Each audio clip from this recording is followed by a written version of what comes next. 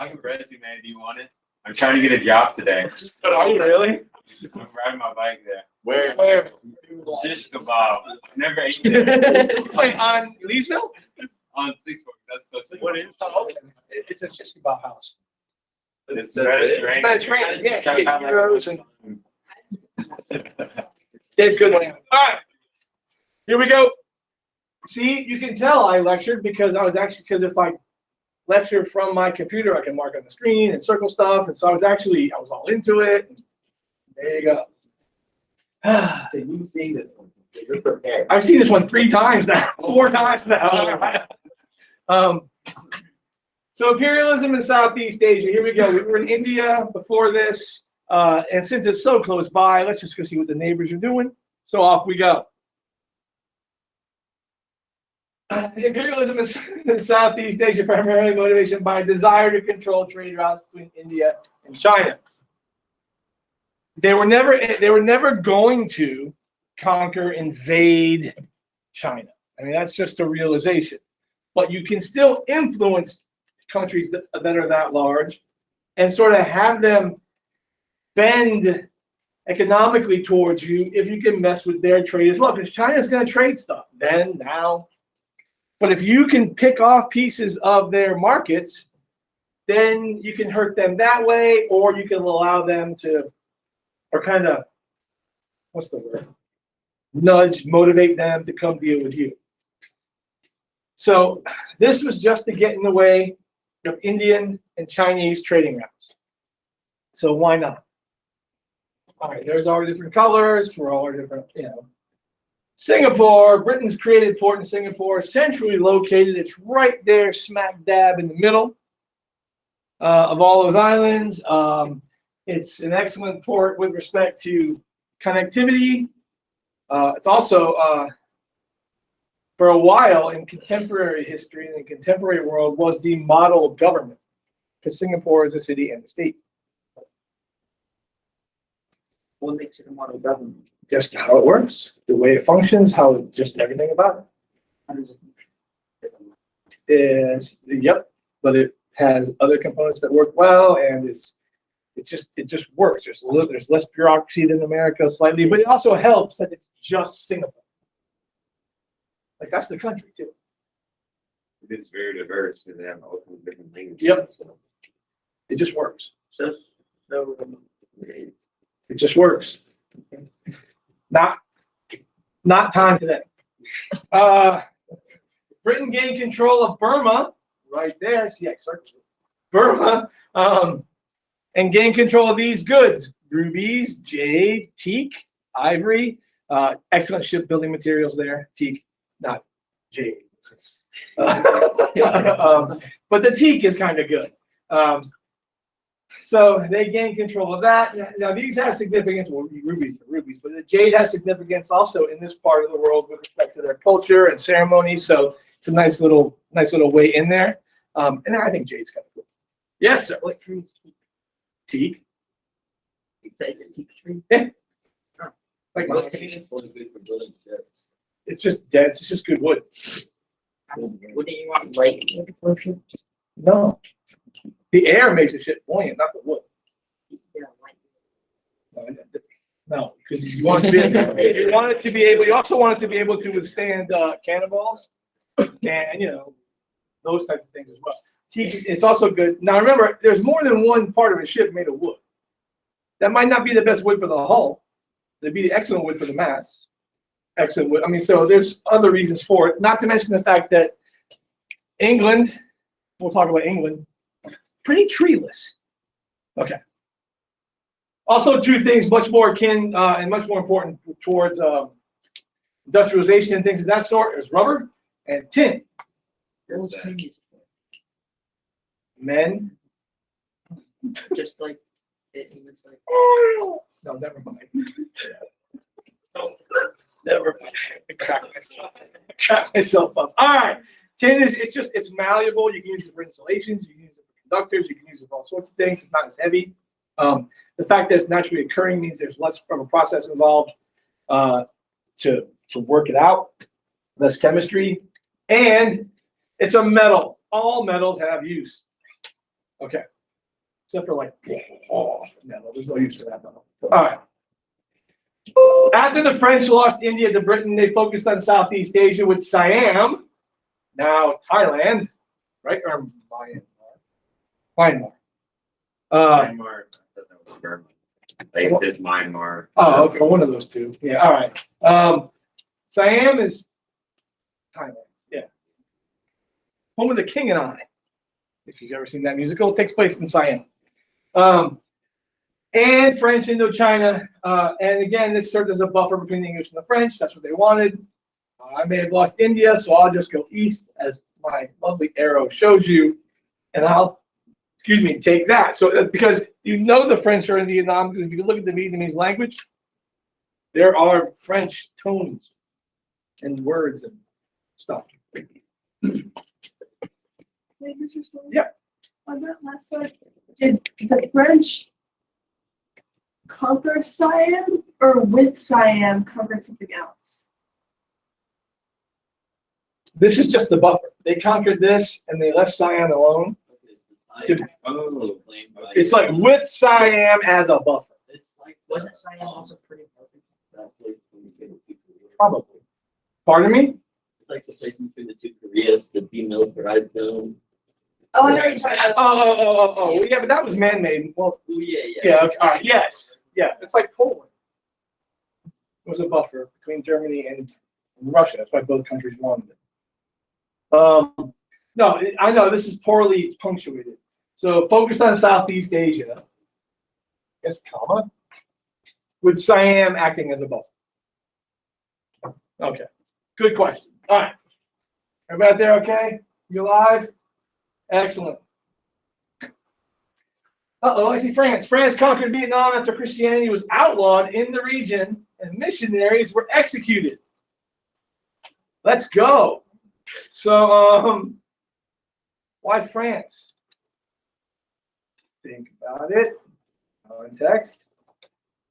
It's 1860. Mary, I know that's your seat, but these are empty if you want to move so you can see better. Okay. Don't say that out loud. Oh, I listened, but I didn't hear. Yes. Go no, ahead. I know why. Because they made their own religion and all that good stuff. Well, I kind of, sort of. What?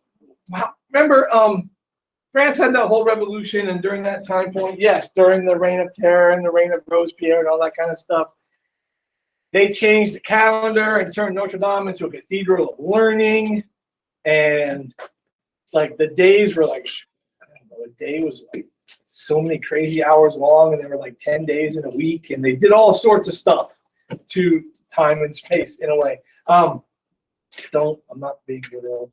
I wouldn't do I know. But they weren't heavily Christian, so they're not going to go into Vietnam with that missionary zeal because, excuse me, like Spain. Hi, we're not Christian. Did the Europeans really? What was the excuse? The missionaries were. No, because the French don't care about that. But what if it was an excuse? White man's burden. White man's burden is the reason for it. Resources is the reason for it. Because we've already had an agreement with other European countries, they don't need an excuse. They're just going to go. And only if they were French missionaries, and the likelihood that they were Catholic missionaries from France in the Vietnamese peninsula in the 1860s is not impossible or implausible, just very unlikely because of their view towards religion. Western Europe is not that churchy because they have a history of dealing with the Catholic Church, and it wasn't a friendly history. All right. That slide made it seem like that was the reason. Because it's like on the same slide, it said after Christianity was outlawed, then the people were executed. Sure. Well, no. Maybe they just went in after the fact. Doesn't matter. Okay. This is a cool, kind of interesting slide here. Second, France and the French Indochina included Vietnam, Laos, and Cambodia. It is called French Indochina until the French leave, and after the Vietnam War. Where is it? That old globe on my desk has French Indochina on it. It doesn't even have Pakistan. It's still all one big India. So identify and explain the bias evident in this cartoon. And again, some biases are more subtle than others, some aren't. We don't have a whole lot of time. You should be able to look at that and then figure out, is it pro-Vietnamese, anti-Vietnamese, is it pro-Western, anti-Western, etc., etc., etc. Our next slide, the perfect example of context being anything, and unfortunate, what are they called? Not initials. Like NASA. No. NASA stands for something. SCUBA stands for something. Acronyms. There it is. Unfortunate. Okay. All right. Emilio Aguinaldo. But again, they're in the Philippines. I'm going to go out on a limb here and say they have no idea who that is in America. Not only that, but this is also based on translation. But still, it got my attention. The Philippines, a Spanish colony since 1521. But a growing Filipino, there's this idea, there's this nationalist movement. These nationalist movements have been going on in the 19th century. It finally reaches the Philippines. He saw independence. He led this movement this is the flag of the Katipunan, the secret Filipino independence organization. So it has to stand for something that just translates into that. So uprisings were not uncommon in whatever part of the world you want to visit in the 19th century. Throw a rock in the air, you'll hit somebody wanting to be their own boss. All right. Okay. Oh, look. Oh, what? May I really got it.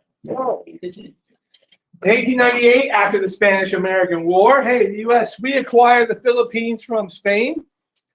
Again, logistically and economically speaking, it's an excellent spot to have a territory. It's right there in the south of the South China Sea. It's in the Southern Pacific. It's where all the action is in this newfound area. And if we're being honest, it's probably a little part of America in 1898 that we're thinking like, gosh, I want a country too. Everybody else is getting countries. I want one. What's left? Philippines. Okay, at least it's not Guam, which we end up getting anyway. All right.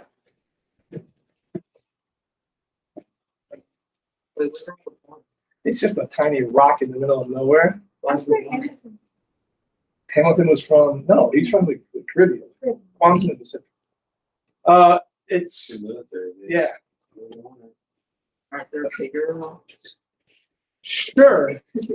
You don't need a whole lot of space for a Navy base.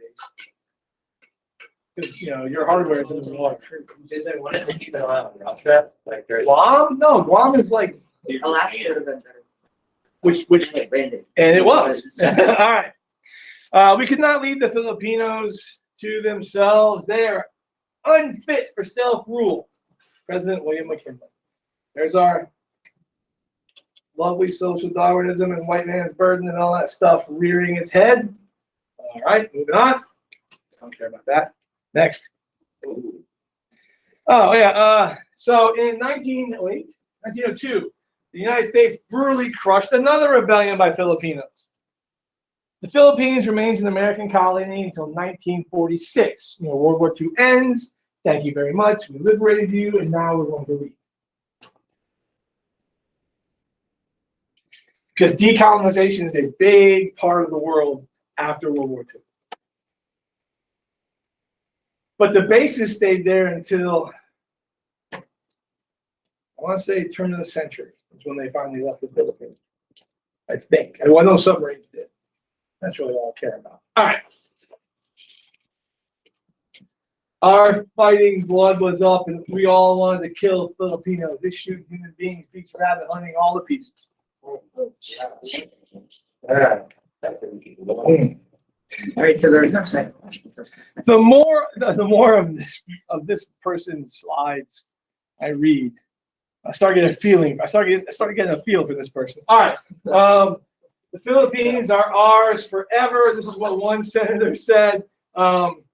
The Pacific Ocean is our ocean. I'm skipping stuff. We should turn. Where shall we turn? Again, where shall we turn for consumers for our surplus? China. Even in 1900, they understood. China. They understood. The Philippines give us a base at the door of all the East. It has been charged that our conduct of the war in the Philippines has been cruel. Senators, it has been the reverse. Senators must remember that we are not dealing with Americans or Europeans. We are dealing with Orientals. They lump, and that's it is a term from the late 19th and early 20th century. The Oriental was just one lump term from anybody from the Orient. What's the Orient? Why? It's they just called it the Orient. I don't know why it's called the Orient initially. Okay, perfect. Please tell us. In all sincerity. Okay. You missed rabbit season. Missed what? Oh, Oceania. I did. I gave Australia a smile. All right.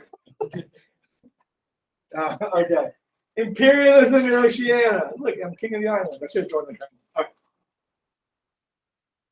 Captain James T. Kirk. No, I'm kidding. Captain James Cook settled in Botany Bay. Oh my gosh, that's so funny because in Wrath of Khan, that's the name of the ship. Anyway.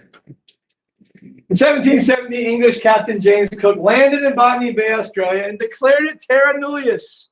In other words, a land belonging to no one. Who are those people over there in the bush? No one. It is ours. You know why it's ours? I just put a flag in it.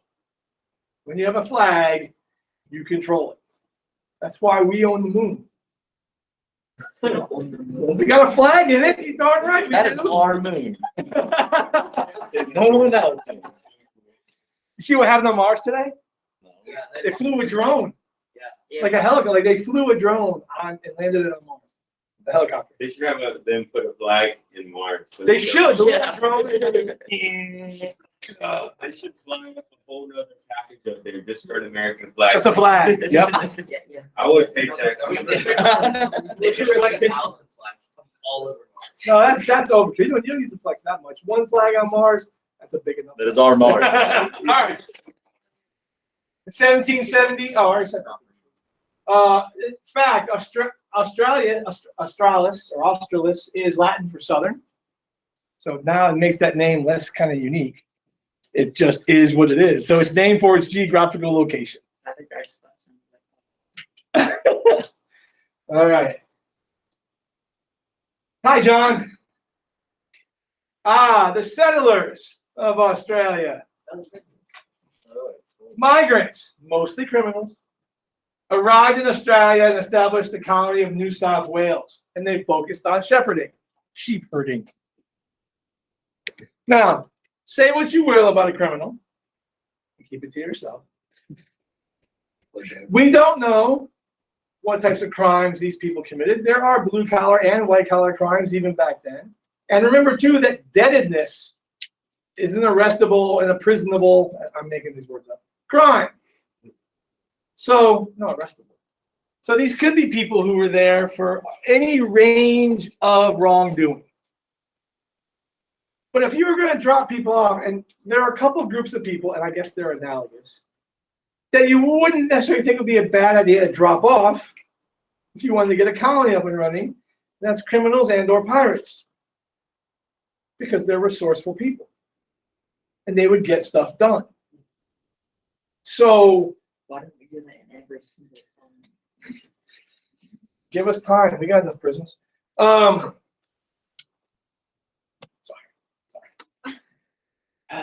Anyway, gold was discovered, and now everybody's coming to Australia. Never mind those people on the coast, just shove them inland. Plenty of land in the middle of the country. They'll blend right in. The native Aboriginal peoples were driven to the desert regions. And again, I said this last time. Why in the world would anybody go to Australia where everything that's alive will kill you? Every animal can kill you. I know not every, but it seems like everything is venomous. mean, Well, I was actually trying to think of one that wouldn't kill. face ripping. Koalas are awful. The ocean's full of sharks and sea snakes. I mean, the bugs. yeah, like, spiders are this big as your head. Yeah, no, I got it. Could breathe, but wouldn't.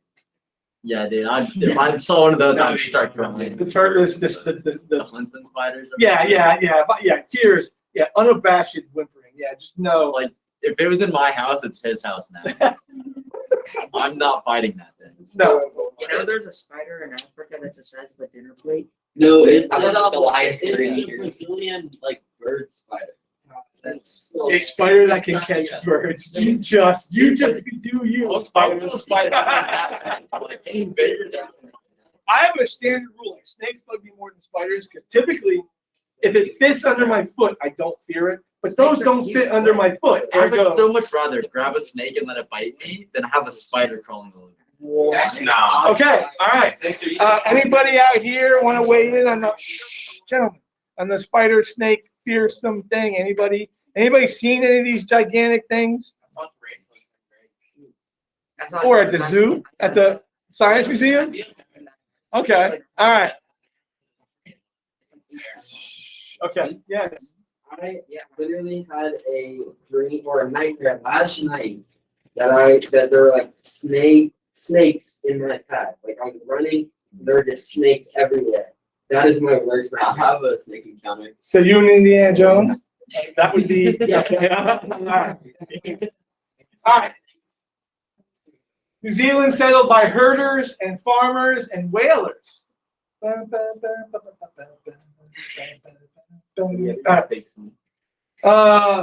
The Maori population was devastated by smallpox and other diseases. Again, if we're looking at context and looking at things, then you can assume that the animals that caused these diseases were not native or readily available in New Zealand.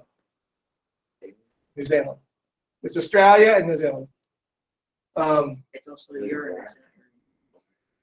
It's just their accent. It's also New Zealand. Tanzania. What? New Zealand. New Zealand. New Zealand. New Zealand. It's New Zealand. All right. All right. Wait, Mr. Floyd, That's me. they settled by herders, like as? New Zealand was settled by herders. Herders settled it, and farmers settled it, and whalers came down and settled it. Okay. They were the settlers, not settled it down. Whalers bringing their put down the insurrection. No, all right. Whaling was one of the most egalitarian jobs in the world. Meaning they didn't care about your color. Could you keep us alive and catch a whale? All right. The Musket Wars from 1860 to 1864. That's a really creative name. A series of wars with British settlers resulted in the remaining Maori population forced onto reservations. But I still think to this day that that their documentation, like English, is not the official language of New Zealand. I think it actually is Maori. And then there's I think it's a National Geographic channel. I think they do these aerial flyovers of these different countries, and then they tell you all about their histories. The one in New Zealand is really, really cool. I see you, Gio. Hold on. Unless it's by the bathroom, then you can go. And they talk about the issues with the Maori and how they found them in a museum for them, and now they're actually working on not quite reparations, but actually saying, yeah, look, we're sorry. They're trying to actually do things about it to make it work a little better. So that and it's beautiful. I just want to go to Hobbit Town. Yes. Wasn't Australia at one point used as like a prisoner thing? Yeah. Just like Georgia. All right. Oh, look, that Berlin conference that we're going to talk about later that carved up Africa, they also carved up the Pacific, too. Berlin conference saw it. So, again, to keep from fighting, because now we're looking at England and France and Germany, oh my, primarily. A little bit of other countries, but those are the big three. We already had the Franco-Prussian War. Germany has been created, and they're like, pay attention to me. They're industrializing. They're all militarizing. Two of those three countries have wicked good navies. One has a really wicked good navy. Is it Britain? It is, yes, but Britain's got the navy at the moment. So if they can carve this stuff up without fighting each other over it, such the better. So that's what this is. This is a conference to figure out who's going to get what part of other people's lands to call their own without firing shots at one another. And they do the same thing in Africa. And like Africa, no native populations are invited unless they're serving drinks. All right. So here's what it looks. France took Tahiti and New Caledonia. Britain took Fiji, so they got the good water. Germany took the Marshall Islands, and then Germany split control of Samoa with the United States. That's the German flag of olden days, black, white, and red. It'll change eventually. America got the Samoa part they gave us Troy Palmer. Greatest steal of all. I don't know how long we got there. All the time. Him and Jack Lemmon. All right. So there you go. Oh, look, and then I circled them because we haven't forgotten about them yet. There's Hawaii. See, I was all into it. All right. King Kamehameha the First. Kamehameha? We named a submarine after him. That's nice. We'll take your islands and name a boat after you. We also named a submarine for Tecumseh. Chief Tecumseh, who you'll learn, hopefully, he'll be brought up in an A-push. Submarine classes are all named for specific things. Like my first boat, it was all named after fish, like the batfish and all sorts of other things. There was a sturgeon class of submarines, so they're all named after fish. My second boat was named after cities because they were the Los Angeles class, so I was on the Santa Fe. The first batch of missile boats, the ones that could, make continents go away, were named for famous people. They were the Lafayette class. So there was a Lafayette, there was a Woodrow Wilson, there was the Kamehameha, the Tecumseh, and a bunch of others. And then the next better missile boats named for states. They were the Ohio class. All right. Have you ever been on a nuclear power plant? That's all we have. No. I served on one. Okay. So yeah, you had. Yes, I have. I have. Have I been on a missile boat? No. Only fast attack boat. Not the ones that hover and then launch missiles. All right. Hawaii. Kamehameha. Kamehameha.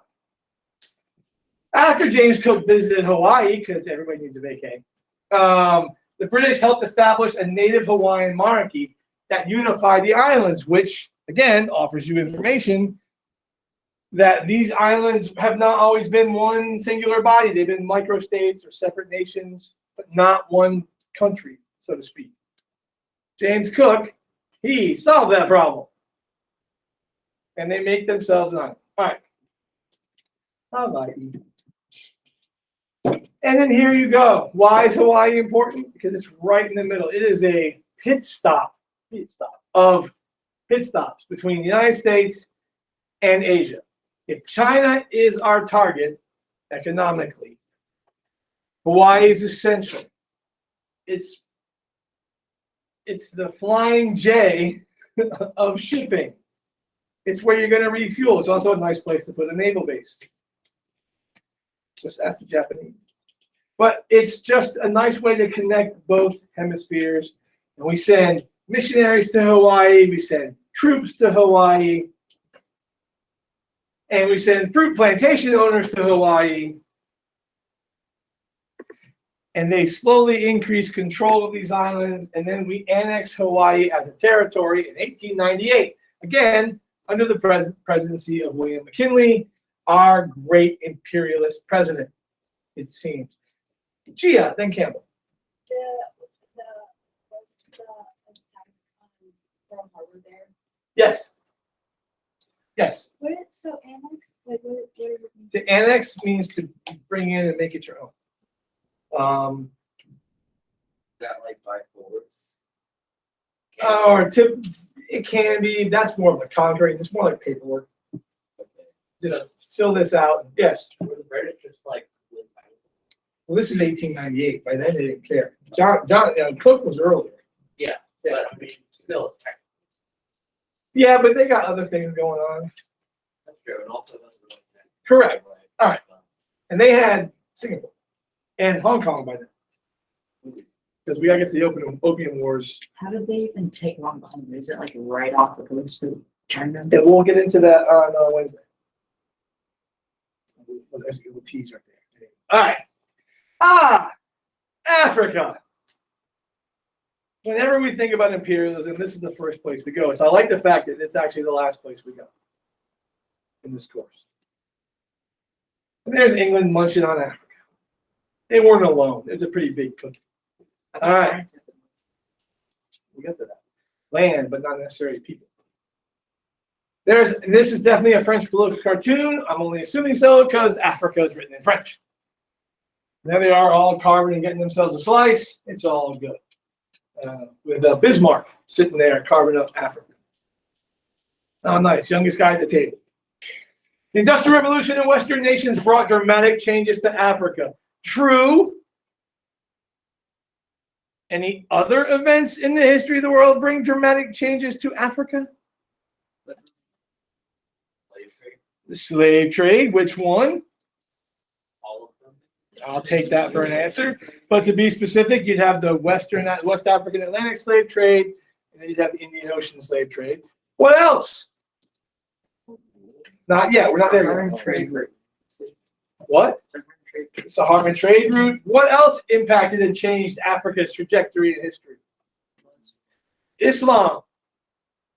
All across the northern part, down the west coast. So Africa has been dramatically changed by Europe since, yes, Rome laid waste to Carthage, which was Africa, and Egypt. Huh? Where's The north coast, Libya, that part. all the way down there? It's that first like Rome went from England to India, Africa to Germany. like the tip of Africa? No. Just around the Mediterranean. Remember, their boats weren't transoceanic. How would they reach the northern area? Well, the Mediterranean is. Did they walk across this river? No, dude. You can go from Turkey or Greece or their boats could make that trip. The Mediterranean Sea. No. Hold on, I'll be right back, people. It's not that hard. There's something off of that. The north of Africa. Oh, I thought you said like, It's around. Italy. yeah. Rome. Where you want to? Rome. Okay. So, in fact, one of the biggest military flexes of all time was done to the Carthaginians. After Rome defeated the Carthaginians in the Second Battle of Carthage, they were so wealthy, they covered the entire land in salt, which effectively leached all the nutrients from the soils. Not only were they dead, they couldn't grow anything if they lived. So there you go. And salt back then was a big deal because the term, which I'm sure none of you've heard because you're kids, someone being worth their salt. Roman soldiers were paid their weight in salt, and so that's where that comes from because that was a big deal. Because remember, there's no refrigeration, and shiny meat's not a good thing. So, all right. They basically just threw money to make the Carthaginians mad. Yes, they made it rain salt. All right. That's pretty. Previous to 19, I don't remember what I was talking about here. I was just drawing stuff. Previous to the 19th century, Europeans confined to the periphery of Africa, they lacked the technology to explore the interior. We talked about this. Hence the dark continent. Yes, for the truly racist reasons, and yes, because they had no idea, and it was a mystery. It was dark and scary because they couldn't get in there. Because malaria was killing pasty Europeans. For once, disease was on the other foot. So we needed technology to get into Africa. Huh? It was also sort of. Yeah, but the other foot. Right? There. When we colonized, the old diseases were on those being colonized. And the same thing happens here. It just so happens that now it's the Europeans dying of a strange disease for which they have no immunity. Right. I was just saying that the natives got disease, but we got like as well. Sure. All right. Once technological capacity to go inland was possible, the fact that there was so much gold, so many diamonds, so much copper, and then later rubber, and gemstones and other materials. There was no stopping the Europeans then. We got boats that can go upriver. We got machine guns that can wipe you all out. We have quinine, so at least we won't die from malaria. We'll just feel bad. But it won't kill us. Medicine, everything's better. Let's go. Adventures out there. All right. You go back. It's being recorded. You can go back and get it. All right. Oh, it's cool. That whole 4A to the map back there where no one can see me is going to be recorded forever. So there's a little bonus history for you. All right. No, I can't. I don't have time to edit like that. I cut out the end and the beginning and smush and go. All right. When I get good at this, I'll make really good videos. A journalist wrote stories talking about Africa in fictitious ways and in ways to kind of spark curiosity to go and visit this place. I would love to find some of them. Yeah. Search them up, right? Probably, yeah, but I'd like to find like You can print them out. I want to like an original. Like I have a first edition Freud. I've got like a second edition. Like I want one of these books. You not get enough. That's not the same thing. No, I want to go to a bookstore and find it. That's the best part of going to a bookstore. An old one, the smell of books, and then finding a book. Oh, Did David Livingstone never like go missing? Was that just like that's a different Livingston. We'll get to him. All right. That's Stanley Livingston. Oh. All right. South Africa is among the first parts of Africa settled by Europeans. Didn't we already talk about this? Oh, it's just me practicing it. Okay, because latitudinally, if you fold South Africa up to England, they're relatively the same spot latitudinally. So from a climatological perspective, it's like being home. It's not too hot. It's not sandy. It's not, it's not too mountainous. It's a decent place to raise sheep because that's what they do. And the first people to settle there are who? No. Did the Portuguese ever settle anywhere? No. Not the English. Yes, the Dutch, the Boers, B-O-E-R-S, the Afrikaners. That's later. Blood diamond. Check it out. All right. The Dutch, East India Company, those guys got around. Settled Cape Town, the town on the Cape. I mean, come on.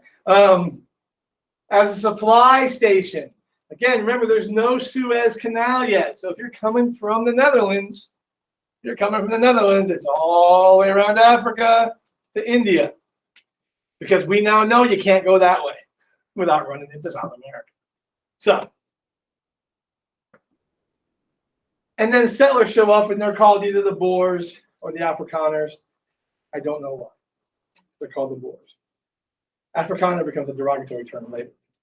The Afrikaner is sort of, it's analogous to like the Peninsulares in South America. They're like the natives who live there. They're the families who were there, that kind of stuff. And you can see how it grows from 1700 to 1750 to 1795. And then the British find out there's stuff there. And in 1806, they take the Cape of Good Hope. They abolish slavery, which, again, if you're paying attention to slides, should let you know that the Dutch must not have. It's also worth knowing that the British abolished slavery as a society, as Britain goes. They outlawed slavery then. No muss, no slavery. Doesn't mean they're going to treat them any better.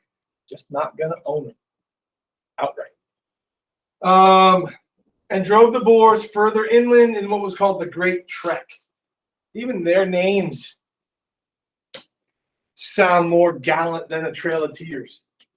Like there's even bias in the names. The Great Trek. We were victimized and we survived. We pressed on. Blah, blah, blah. Okay. And these are all the different places and battles and Blood River. Nice name. So there you go. Retief, Fort Nod, British Empire. Zululand. We'll get to the Zulus here shortly. All right. No, I won. Anyway. All right. There he is. Shaka. Kislev. No. Great Newcastle. African leader Shaka seized control of the Zulu kingdom, just as Tecumseh does that with various Native American groups around the Ohio River Valley in the Michigan area. Shaka gets all the Zulus together, makes one big kingdom, and then they fought the Boers for control of this land, which they had been on for as long as they've been there. And it did not go as you might expect, as quickly as you might expect. All right.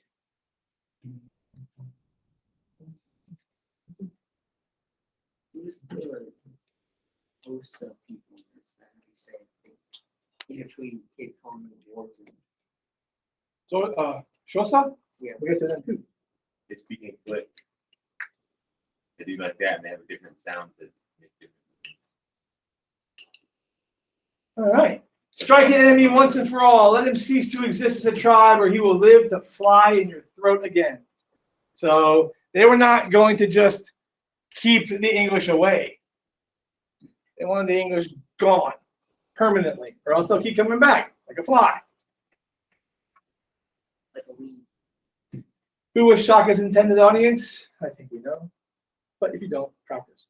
The Boers subdued the Zulus, created two republics free from British control, the Orange Free State and the Transvaal. And the Transvaal will be spoken of later.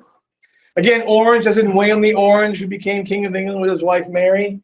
Orange is a Dutch thing. It's a Protestant color. It's also the color of their football team.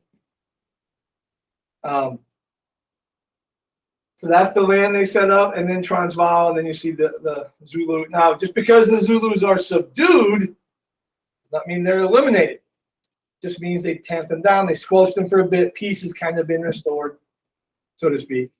All right. I like how they have a child with a gun. That's nice. Yeah, little tiny baby.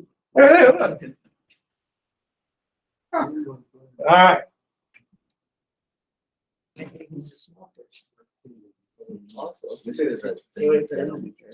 Okay, maybe he is a little person. Maybe he is. All right. Either way, he's got a strap on. All right. You met All right. Biz. Okay. This is interesting.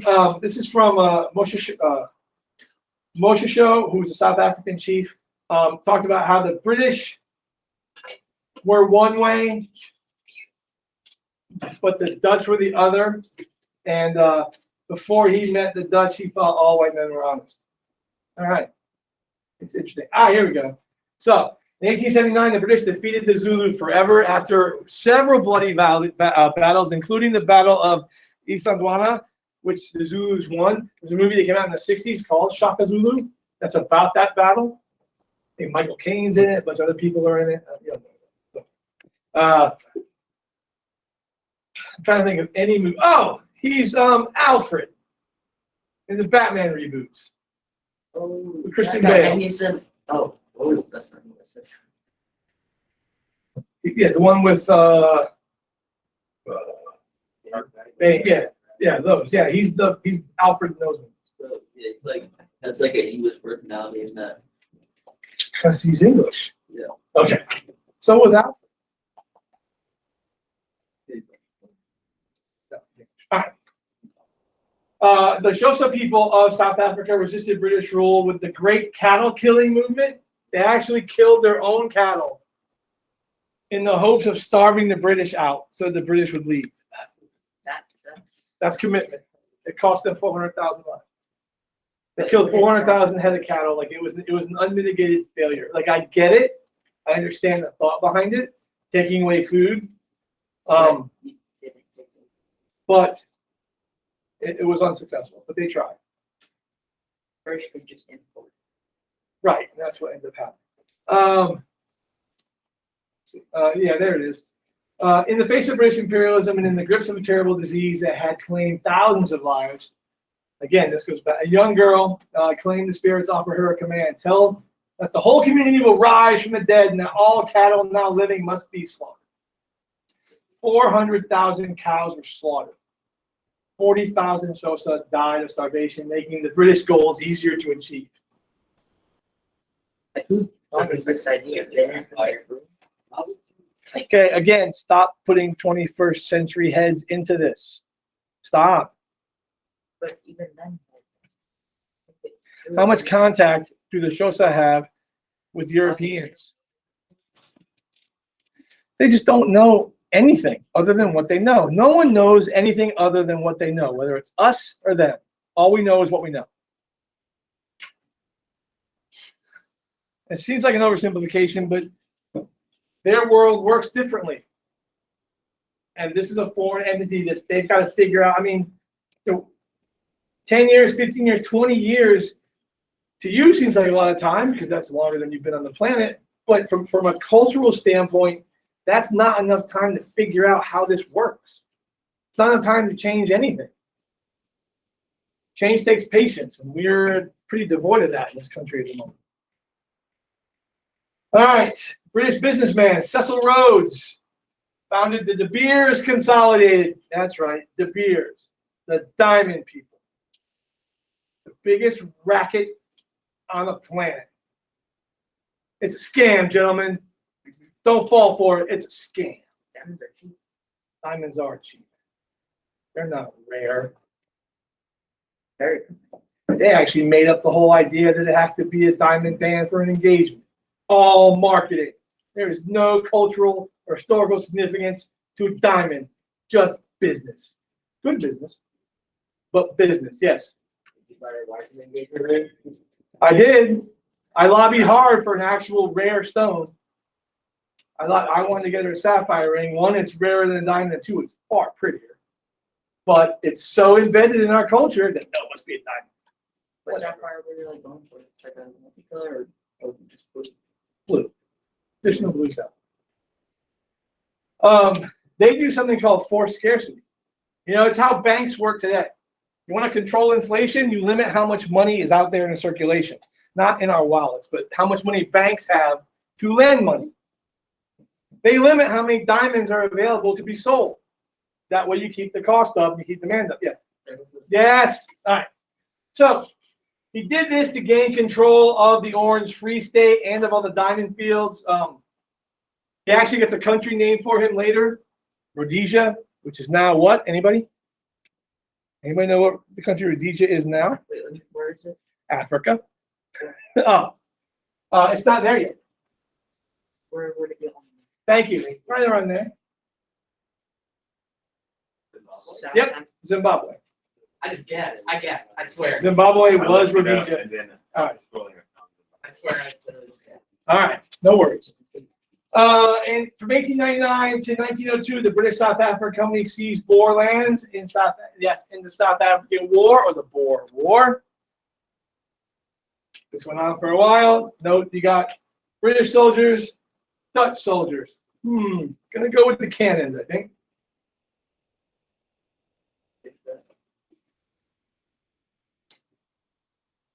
All right. So the Boer War was fought from 1899 to 1902. There are decent movies about that too. All right. This is really long. That's just straight. And this was actually written by Sir Arthur Conan Doyle, who's known for writing what? Anybody?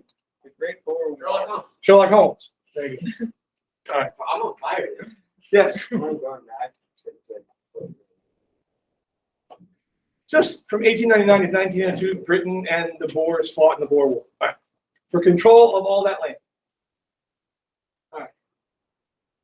In 1910, the Union of South Africa was founded. Britain allowed European settlers to run the country. Again, it's easier, it's cheaper, and it's Europeans, not the locals. The all-white leaders of South Africa. There you go. Interesting flag. I just said interesting.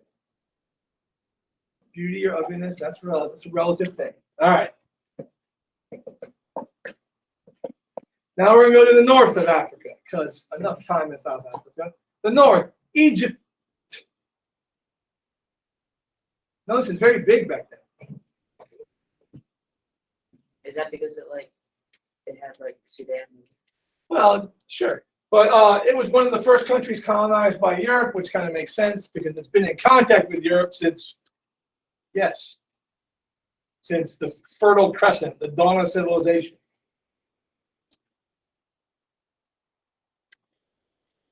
Look at all that blue French land. French West Africa. All right. Egypt.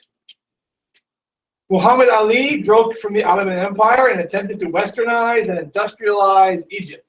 Remember, Ottoman Empire, dying, sick old man, forever, weakening, being nipped at. It's like, one of those dead fish on, like one of those whales washes up on the shore, and the birds just pick at it. Right. Anyway, Muhammad Ali. So he rules for 43 years, tries to westernize and modernize Egypt. Those are not the same thing. And I postulate that one of the things that has kind of hindered the Middle East or Southwest Asia and the Arab world, especially Southwest Asia, is blurring those two terms. Sort of like to industrialize or to modernize and to westernize are two distinct things. And somehow in the middle of the 20th century, they saw them both as being one and the same. And to westernize was to Americanize, was to Christianize, was to just not necessarily become a Christian, but follow that way, and they just didn't want it, so it's a conservative backlash. But here's the thing.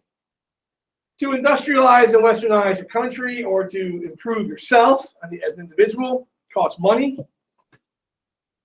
Oh, there we go. He was well aware that the Ottoman Empire was sick. He intended to take Egypt up the Tigris and Euphrates as well. So he founded irrigation projects, cotton growth. Egypt is a cotton grower today. Is a cotton producer of some significance today. Cotton mills, secular schools, not just Muslim schools, which would mean that girls to go to. That's scary, progressive right there. A modern army, but all these reforms ultimately fail to industrialize Egypt. Because if you think about it, again, this is just speculation. This is just kind of thinking out loud. Chances are they're going to buy the machinery. And the countries that make the machinery probably wouldn't want more competition. So even though they could be selling machinery, so they probably made it cost prohibitive or wouldn't sell to them. Who knows? But he just was not able to industrialize for any number of reasons. Plus locals pushing back. However, he borrowed a lot of money, mainly to England. And England got very nervous that he was going to basically fail on his loans and that they would lose access to the Suez Canal, which had been built by them. So in 1882, England seizes Egypt. That's a lot of debt. Seems like an entire country. Yeah. But they did it to save, well, you see them standing on the carcass of Egypt. But they're saving their own interests by stepping into Egypt, by keeping the vultures away, which were Germany and, let me read it again. I saw another one. So Germany and France are the vultures, and then there's Spain and Russia, and there's Turkey and Italy. Yeah, that's Austria and Germany are there. So I'm assuming that's probably France. So they're just standing over it, making sure no one gets it, so they can keep it. They don't care how alive it is. They're just gonna make sure no one else gets it. All right, almost there. Again, what's the point of view of this cartoon? To the right. Okay. War in the Sudan. British crushed the Mahdist revolt led by Muhammad Ahmad, who called himself Mahdi. He was sent by Allah to overthrow the British. The gods have been calling to people in Africa for a while to overthrow the British or overthrow the European conquerors. It's the second example.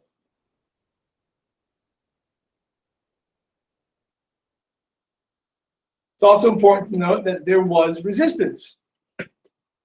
Whether it's American slaves, whether it's people who are who have been imperialized and are under the rule of another country, there was resistance. Some violent, some not violent. Gandhi not violent. Shaka Zulu violent. Toussaint Louverture violent and successful. Slaves, some violent. There were slave uprisings in America, or you could do other things. You could harvest a little more slowly and lower the number down. You could have it be rotating where each one of you is sick every day to slow down the harvest. You could, machinery just, I don't know, broke. It was like that when I got here. I mean, they sabotaged machinery in the factory, all these things just to mess with the colonial power. Senegal. French established trade ports on the West African coast in 1659.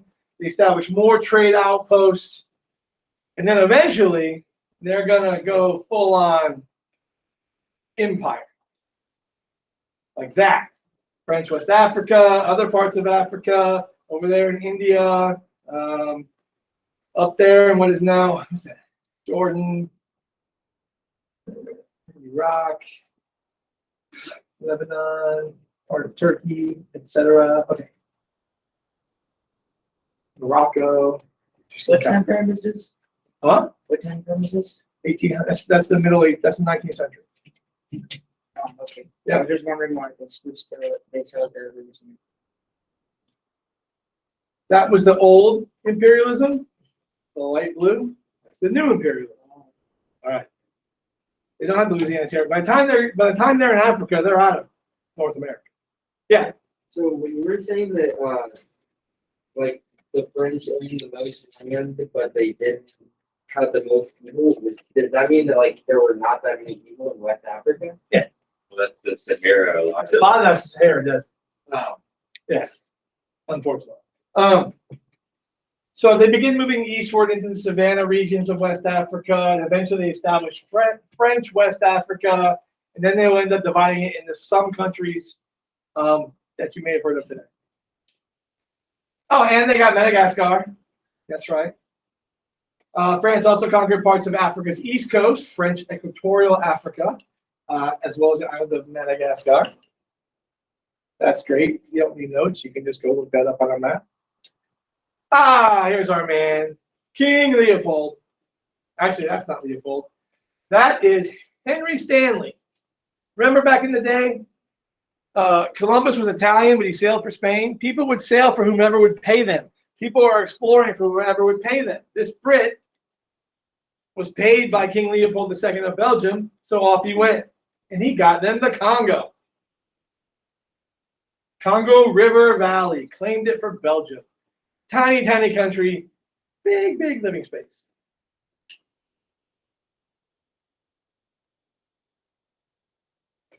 I just like the hats. It's like a pit helmet without the brim. Okay. I do not want to risk losing a fine chance to secure ourselves a slice of this magnificent African cake. King Leopold.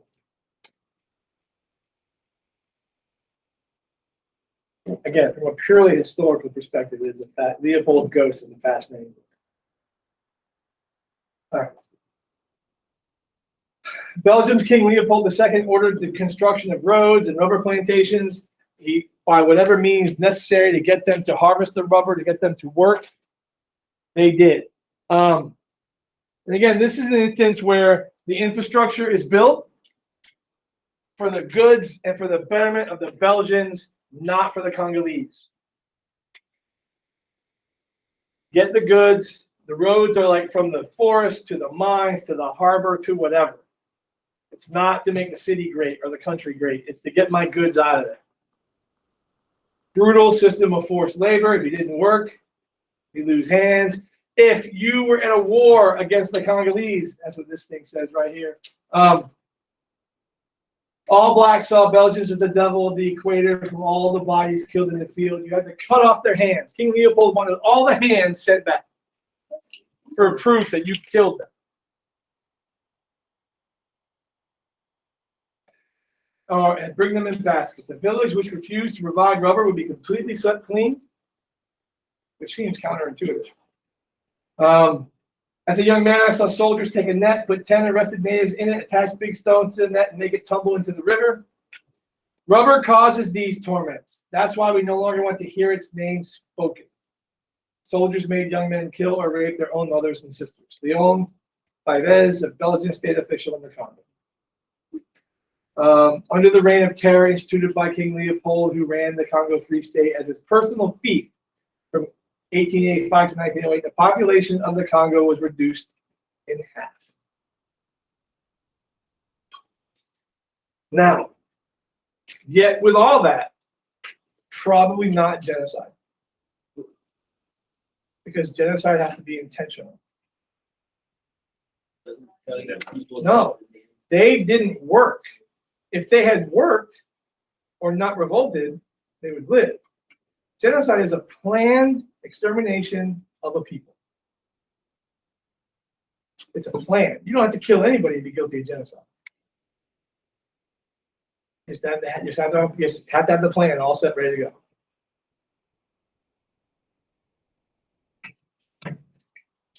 This would be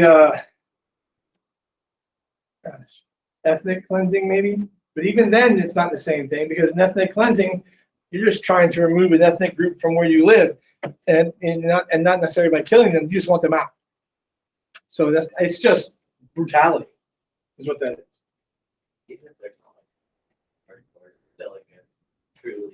Oh, there's nothing. I'm not justifying this. I'm just saying by name. It's not, because that's what you see population cut in half. You're like, oh, genocide. No, it's not. All right. In 1884, that scramble of Africa was then orderly taken care of, and we all sat down at a table, and there was a big map, and we're like, I want that. I want that. No, I want that. Well, how about this? No, how about you take this? How about this? You good with that? Yes? Good, great, sign, go. That's what they do. A bunch of guys sit around, decide how to carve up Africa without firing shots at one another, just like earlier in the Pacific. No African leaders, peoples involved in this process whatsoever. The purpose was to avoid conflict with one another and to get resources. All right. So the Berlin Conference is kind of one of those important things in the history of the world. I guess that just makes it easier to cut it up if it's a big map. Okay. European nations hope to avoid rivalries and wars. I talked about that in the unclaimed parts of Africa, unclaimed by them, already well claimed by others. Effective occupation. All it took to effectively occupy a piece of Africa was a letter letting the other people know, hey, I'm here.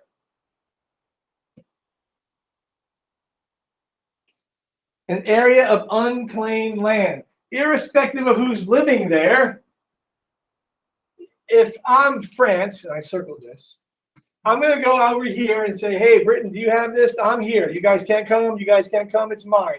And everybody goes, okay, that's yours. And they just color in the map. Not being serious, but you get it. Without bloodshed. Basically, it's first come, first serve. Dibs.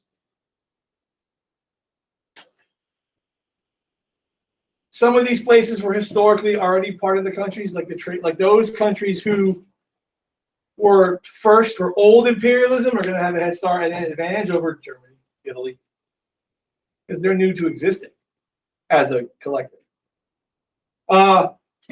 Not occupied until 1935.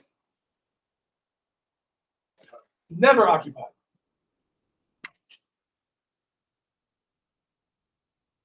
Hold on. Wasn't it like a free state kind of thing? No African representatives, right? We know that. We know that. Irrespective of tribal borders, they didn't care. The Europeans drew new boundaries. So now two groups who, if they had issues before over grazing lands in the past, you can just go move here a little bit, you can move here a little bit, and everybody's happy. Now they can't. Now you have people who are going to end up fighting over resources because there's nothing else they can do because of the borders in which they are encased. I'm not finished yet. All right. The British Royal Niger, there are three slides. The British Royal Niger Company, that's what the river's called, Niger, colonized Nigeria, and the German East Africa Company established colonies along the East Coast. That area was wrong. Teaching Africans to march like Germans. And they had a woman doing it. Interesting. Per that cartoon. All right. So I guess they've always marched that way. The Italian Benedir Company developed Somaliland and the Horn of Africa. They tried to control Abyssinia, which becomes Ethiopia, and they failed. Ethiopia had a modern army, was able to repulse Europeans, pretty hip kind of dude. They were a little ahead of their time. Only in 1935, right before the war, does Italy conquer Ethiopia. Oh, okay. So those two places are not colonized. This one is Liberia, created in the Monroe presidency to allow freed Africans a place to go, because obviously they're going to want to go back home to Africa. That was an option, a viable option. That was a choice. The dates kind of matter. 1619, the first African arrives in the colonial United States. 1824 is I believe, the time of the Monroe administration. Maybe earlier than that. Anyway, but around that time, Liberia is formed. The people who are freed in 1865 have no clue. A lot where Africa is, what Africa is. They were born in the United States. Their parents were born in the United States. Their grandparents were born in the United States. They don't know how it works. But that belief, that idea that they're like a monarch butterfly, they're going to want to get back home, it's in them, was part of the reason this was done. So the United States went and bought land and created a state, called it Liberia. The capital is Monroeville. And some slaves did go back. Freed slaves did go back. What's the math you were doing in 1619? I just said. Oh, that was. Yeah, 1690. There wasn't really math. It's just me scratching stuff out. I just said, yeah. It was a lot better live. All right. And we're it. It's it. Done. Kaput. Imperialism is over. Thank you very much. Tonight I'll do this all over again with the Americas after independence. If y'all have any questions, please ask. I see you, Ben. Hold on. I will start grading with more earnest. Stuff that's submitted, I'll start checking folders tonight. If you have any questions, let me know. I will see all of you tomorrow. I'll get that thing recorded as quickly as I can. The notes from Friday are posted. These notes will be posted this afternoon. That's it. Thank you, everybody. And I'll see you relatively tomorrow.